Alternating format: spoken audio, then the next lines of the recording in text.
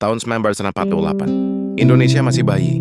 Belanda datang lagi ingin menjajah ulang. Ibu kota Yogyakarta jatuh. Presiden Soekarno-Hatta ditahan. Tapi ada satu orang yang tidak mau menyerah, Jenderal Sudirman. Padahal, dia sedang sekarat, paru-parunya tinggal satu. Dokter bilang, Anda harus istirahat atau mati. Tapi Sudirman memilih bangkit. Dengan napas tersengal, dia pimpin gerilya. Inilah kisah paling heroik di sejarah Indonesia. Sudirman bukan tentara profesional. Awalnya, dia hanya guru ngaji di Cilacap. Tapi saat Jepang datang, dia dilatih jadi pemimpin pasukan peta. Ketika Indonesia merdeka, dialah jenderal pertama kita. Dia dikenal tegas, sederhana, dan sangat dicintai rakyat.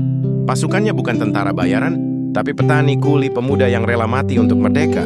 Desember 1948, Belanda serang Yogyakarta. Sudirman yang sedang sakit parah memilih keluar kota. Selama 7 bulan dia pimpin gerilya dari hutan ke hutan. Dia ditandu, kadang digendong sambil batuk darah. Tapi setiap malam dia kirim kode radio, "Kami masih ada." Rakyat Jawa diam-diam kirim makanan meski sendiri kelaparan. Pasukan Sudirman habisi Belanda dengan taktik licik. Serang lalu menghilang. Belanda frustasi. Ndoro menawarkan hadiah besar untuk kepala Sudirman. Tapi tak seorang pun mau khianat. Juli 1949, Belanda akhirnya angkat kaki. Sudirman pulang ke Yogyakarta dengan tubuh tinggal tulang. Rakyat menangis melihatnya. Setahun kemudian dia meninggal, tapi Indonesia sudah merdeka. Kini namanya abadi. Jalan, universitas, bahkan uang 50.000 memajang wajahnya. Tapi warisan terbesarnya bukan itu, tapi bukti bahwa seorang sakit parah bisa mengusir penjajah dengan tekad dan cinta tanah air.